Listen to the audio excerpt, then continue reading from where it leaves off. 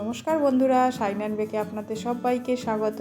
আমার আজকের রেসিপি হলো খাস্তা কচুরি, মুগ ডালের খাস্তা কচুরি আজকে আপনাদের সাথে শেয়ার করব। ঘরোয়া উপকরণ দিয়ে এই রেসিপিটা আজকে আমি বানাচ্ছি। এর জন্য মুগ ডাল নিয়েছি। মুগ ডাল ভালো করে ধুয়ে নিয়ে জল দিয়ে ভিজিয়ে রেখে দেব। মুগ ডালের পরিমাণটা বললাম না, এটা যে যতটা পরিমাণে বানাবেন সেই ততটাই নিয়ে নেবেন। এবার ময়দা নিয়েছি, ময়দার মধ্যে লবণ মিশিয়ে দিলাম। এবার জোয়ানকে হাতের মধ্যে ঘষে নিয়ে এর সাথে দিয়ে দেব। জোয়ান দিলে এর ফ্লেভারটা খুব ভালো আসে। 100 গ্রাম বনস্পতি ডালডা মিশিয়ে নিচ্ছি। ডালডাটা দিয়ে ভালো করে ময়দার সাথে মিশিয়ে নেব। যতক্ষণ না ময়দার সাথে ডালডাটা ভালো করে মেশে ততক্ষণ ভালো করে মাখিয়ে নিতে হবে। তেলের বদলে আমি এখানে ডালডা দিলাম। অনেকে ভাববেন যে ডালডাটা দেওয়া ঠিক নয়, কিন্তু ডালডা দিলে কচুরির যে খাস্তা ভাবটা আসে সেটা খুব ভালো আসে। সেই জন্য আমি এখানে ডালডা মিশিয়ে দিলাম। এবার অল্প অল্প জল দিয়ে একটা শক্ত ডো বানিয়ে নেব। নিয়ে এবার এটাকে 1 ঘন্টার জন্য চাপা দিয়ে রেখে দেব। ততক্ষণে ডালটাও আমার ভালো করে ভিজে গেছে। এবার ডালকে নিয়ে মিক্সিতে পেস্ট করে নেব। আমি এখানে একসাথে সব ডাল দিচ্ছি না, 2 ভাগে ভাগ করে নিয়ে ডালটা দেব। আর ডালটা যখন পেস্ট করব তখন এর মধ্যে একটু জল মেশাচ্ছি না। দেখুন ডালটা পেস্ট করা হয়ে গেছে। খুব একদম মিহি করে ডালটা পেস্ট করিনি, একটু দানা দানা আছে, সেই রকমই ডালটা পেস্ট করে নিয়েছি। এবার বাকি ডালটাও ঠিক একইভাবে পেস্ট করে নেব। এবার এখানে একটা মশলা বানিয়ে নেব। তার জন্য 3 চামচ গোটা ধনে নিলাম, আর এখানে গোটা মৌরিও নিয়ে নিলাম 2 চামচ, আর গোটা জিরে নিলাম 2 চামচ, আর 3টে শুকনো লঙ্কা দিয়ে দিলাম। এটা এইভাবে কাঁচা অবস্থাতেই পেস্ট করে নেব। এই যে পাউডারটা বানালাম, পাউডারটা খুব মিহি করলাম না, একটু দানা দানা থাকবে। কড়াই 3 চামচ রিফাইন তেল দিয়ে দিলাম। তেলকে খুব ভালো করে গরম করে নিয়ে এখানে হিং দিয়ে দেব। এরপর 2 চামচ আদা থেতো দিয়ে দেবো। এখানে আদাকে পেস্ট করিনি, আদা থেতো করে নিয়েছি। আদা সামান্য ভাজা ভাজা হয়ে গেলে এবার এর মধ্যে যে মশলাটা বানিয়ে রেখেছিলাম সেই মশলাটা দিয়ে দিলাম। মশলাটা দিয়ে ভালো করে ভেজে নেব।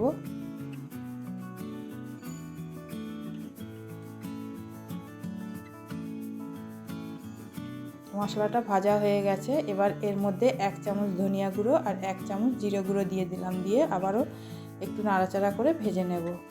এবার হলুদ গুঁড়ো দিলাম, লঙ্কা গুঁড়ো দিলাম, দিয়ে আবারও মশলার সাথে ভালো করে মিশিয়ে নিলাম। নিয়ে এর মধ্যে লবণ দিয়ে দিলাম। এবার আমি এখানে 3 চামচ ছাতু দিচ্ছি। ছাতু বা বেসন যে কোনো একটা দেওয়া যেতে পারে, আমি এখানে ছাতু দিলাম। দিয়ে আবারও ভালো করে মিশিয়ে নিলাম। যতক্ষণ না ছাতুটা মশলার সাথে মেশে ততক্ষণ ভালো করে মিশিয়ে নিতে হবে। এই সময় গ্যাসের ফ্লেমটা লোতেই থাকবে।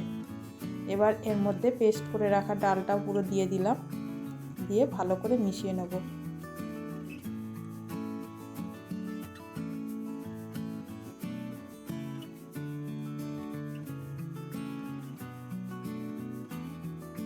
ডালটা ভালো করে ভাজা হয়ে গেলে এর মধ্যে 1 চামচ আমচুর পাউডার দিয়ে দিলাম, 1 চামচ গোলমরিচ গুঁড়ো দিলাম, আর 1 চামচ গরম মশলা দিয়ে দিলাম। দিয়ে আর একটুখানি কসুরি মেথি হাতের মধ্যে ঘষে এর মধ্যে দিয়ে দিলাম।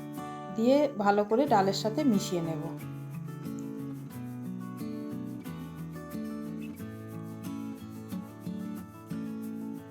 খুব ভালো করে মেশানো হয়ে গেলে গ্যাসের ফ্লেমটা বন্ধ করে দেব।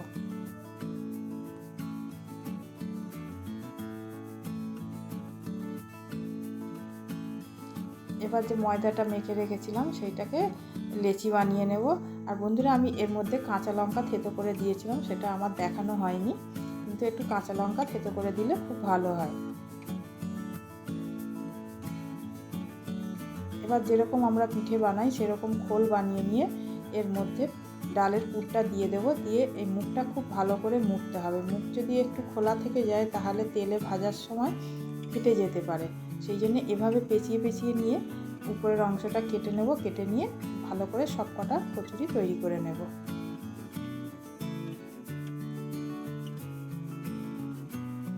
এটা একটু খুব ভালো করে সময় নিয়ে বানাতে হবে।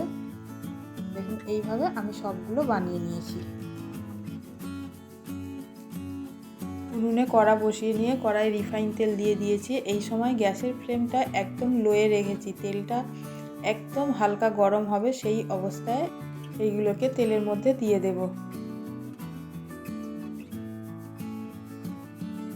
আর এটা একদম প্রথমে লো ফ্লেমে রাখবো, তারপরে মিডিয়ামে দেব।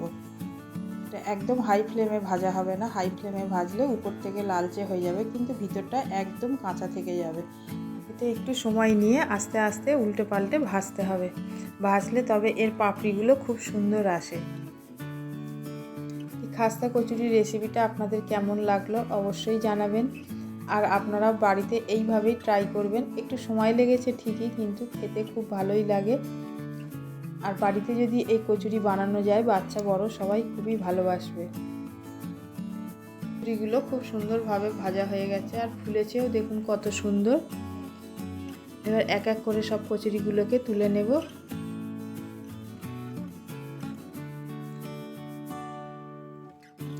কচুরির সাথে তেঁতুলের মিষ্টি আচারটা খুব ভালো লাগে খেতে। আর এই তেঁতুলের মিষ্টি আচারের রেসিপিটা আজকে আপনাদের সাথে শেয়ার করছি না, এই রেসিপিটা আমার চ্যানেলে আগের থেকেই দেওয়া আছে। এখান থেকে দেখে নিয়ে তেঁতুলের মিষ্টি চাটনিটা আপনারা বানিয়ে নেবেন। আর তেঁতুলের মিষ্টি চাটনির সাথে এই খাস্তা কচুরিটা খেতে খুব ভালো লাগে।